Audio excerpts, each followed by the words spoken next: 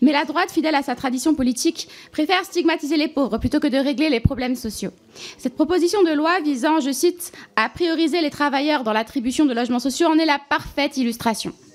En stigmatisant les personnes en situation de chômage, cette proposition de loi tend par extension à stigmatiser les personnes qui y sont surexposées, à savoir les classes laborieuses, les personnes les moins diplômées, les personnes racisées, les jeunes ou encore les personnes qui occupent des emplois courts et précaires, c'est-à-dire majoritairement les femmes.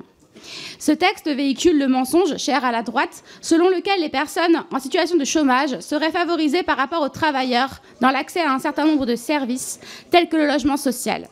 Cessez de croire que les chômeurs le sont par choix, par paresse, par profit. Le chômage est une souffrance qui détruit des gens, des familles, des projets de vie. Et on n'appuie pas sur la tête de quelqu'un qui se noie pour lui apprendre à nager.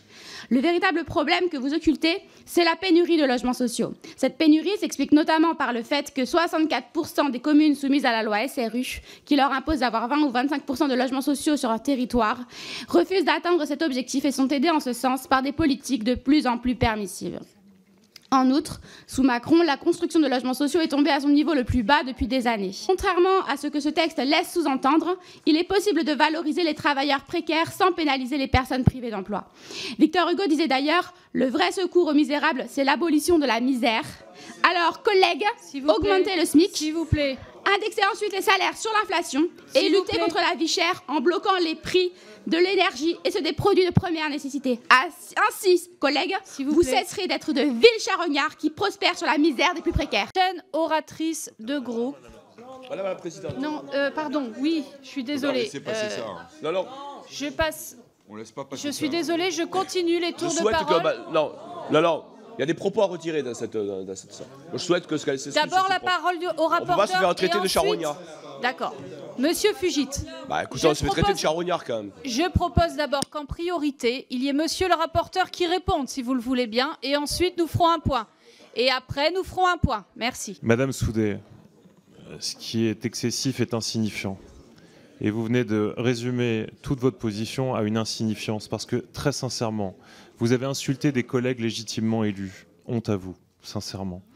Vous déshonorez cette institution en venant nous insulter, nous jeter des mensonges au visage. Vous nous avez traités, nous, de menteurs. C'est absolument scandaleux. Moi, mon père était chauffeur-livreur, ma mère femme au foyer. J'ai grandi dans les cités HLM, dont la ville, j'ai pu devenir maire quelques années plus tard. Le chômage, je connais bien. Ma mère a fait une dépression après avoir été longtemps au chômage. Donc ne venez pas nous donner des leçons. N'imaginez pas que parce qu'on a choisi d'autres options politiques que les vôtres, nous ne pourrions pas savoir, connaître ce que vivent les citoyens les plus précaires. Quand on est maire pendant 10 ans, on sait ce que c'est que des citoyens précaires. Quand on reçoit dans nos permanences, et c'est le cas de tous les collègues ici, des mères élevant seules leurs enfants, devant parfois dormir dans une voiture, on sait ce que c'est. Vous n'avez pas le monopole du cœur, et par contre, visiblement, vous avez le monopole des insultes, et je vous demanderai... Nous n'avons absolument pas l'habitude dans cette commission d'insulter les collègues. Donc, je le dis, il n'y a pas à insulter directement les collègues pendant cet examen. Je vous remercie. Madame Soudé, s'il vous plaît.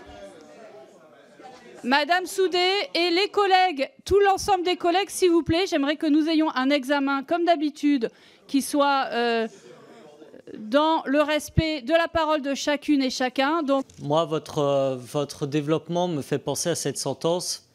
Si on veut avoir les bonnes réponses, encore faut-il poser les bonnes questions. On est dans une crise du logement qui est liée à deux choses particulièrement, et ça a été dit, le manque de construction et de rénovation du logement public et la spéculation sur le marché privé. Dès lors, pourquoi mettre en avant le fait que les travailleurs seraient prioritaires dans le logement public changerait quelque chose à la crise du logement? C'est ma première question.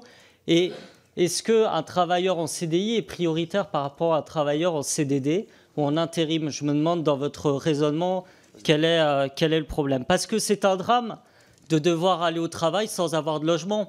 Mais comment trouver un travail quand on n'a pas de logement? J'aimerais que vous me répondiez aussi à cette question, monsieur le rapporteur. Vous avez dit qu'il y avait des systèmes de cotation que vous vouliez mettre en place, mais ils existent déjà dans le logement social, par le revenu. Vous avez notamment, et je finis là-dessus, 3/4 des demandeurs qui sont éligibles à du logement très social, et pourtant en France, on construit que 29% de logements très sociaux. Donc tant qu'il n'y a pas de solution à cette disparité, on va... On est tous d'accord, je crois, sur ces bancs, sur le fait que le meilleur moyen de résoudre la crise du logement, c'est qu'il y ait plus de logements. Donc je ne reviens pas là-dessus. Et cette PPL n'a pas vocation à résoudre cela. Je l'assume, c'est comme ça. Ce n'est pas son but. Son but, c'est d'envoyer un signal. Le système des cotations que vous évoquez, je ne dis pas que je veux le mettre en place, c'est les lois précédentes qui nous incitent tous à le mettre en place et créant là aussi des disparités. Et je le vois pour avoir été maire encore il y a peu de temps, où dans les discussions pour mettre en place les cotations, on se rend compte que le mot travail n'étant nulle part dans nos textes, eh bien on ne peut pas en faire un critère de cotation comme on pourrait le souhaiter. D'où l'idée notamment de cette PPL. Et ensuite, merci de me donner l'occasion de le préciser, pas de distinction entre intérim, artisan, indépendant, CDD, CDI. On veut valoriser le travail, quelle que soit sa forme, on veut valoriser. Merci beaucoup. Je vous remercie. Pour le groupe GDR, Monsieur Stéphane Peu. Oui, merci Madame la Présidente.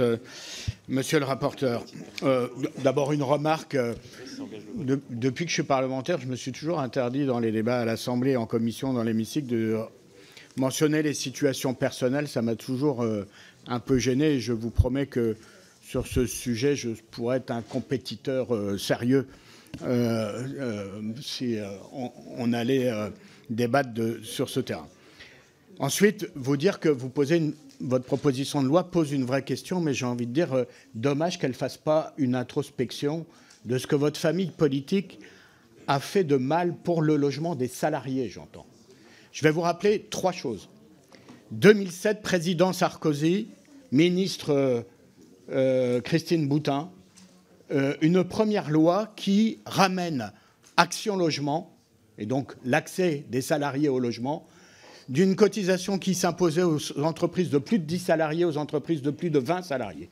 2018, Bruno Le Maire, loi Pacte, ramène l'éligibilité des salariés au logement d'Action Logement, aux réservations d'Action Logement, des entreprises de plus de 20 aux entreprises de plus de 50 salariés. Et donc, en faisant cela, nous avons fait perdre des droits à des salariés qui, grâce aux cotisations d'Action Logement, pouvaient prétendre à des logements réservés par cette structure. Deuxième chose, la loi SRU. Moi, je suis issu de la Seine-Saint-Denis. Tous les matins, à 5 heures du matin, dans les métros et les gares RER de la Seine-Saint-Denis, il y a une grande migration de salariés pauvres qui vont dans l'ouest parisien pour travailler. Pourquoi vont-ils de la Seine-Saint-Denis à l'ouest parisien? Parce que de l'ouest parisien, beaucoup de mairies de votre famille politique refusent de construire du logement social. Et donc, s'il vous plaît, et certaines même en font un argument de campagne électorale. Alors, il faut d'abord balayer devant sa porte avant d'essayer de mettre en concurrence les priorités. J'ajoute ensuite que dans le logement social, les critères de ressources sont un critère essentiel des attributions. Et donc, bien évidemment, la majorité des situations et des attributions de logement se font à des salariés, mais via, en plus de la situation sociale et des ressources, des critères sur le handicap, sur les violences intrafamiliales, enfin sur toute une série de considérations qui viennent s'ajouter. Il y a des vrais chantiers sur le logement des salariés. Revenons à une cotisation d'Action Logement des entreprises de plus de 10 salariés. Traitons la question du logement, vous en avez un peu parlé, de la question des salariés de la fonction publique qui, eux, n'ont pas de réservation. Et j'ajoute que, normalement, les contingents préfectoraux devraient remplir ce rôle, mais ne le remplissent plus. Donc, il faudrait peut-être y mettre des contraintes particulières. C'est une proposition que j'avais faite il y a quelque temps sur une proposition de loi. Merci. Mais surtout, bien sûr, tout ça est lié à l'échec du macronisme patent dans le domaine du logement. Alors, ne trafiquez pas le thermomètre pour faire baisser la fièvre. Monsieur le rapporteur. Oui, merci Madame la Présidente. Mon cher collègue, moi, j'ai beaucoup d'échanges avec des collègues maires de votre formation politique dans le département du Val-de-Marne où je suis élu. Et effectivement, souvent, on arrive à trouver des consensus, notamment autour de la question des travailleurs.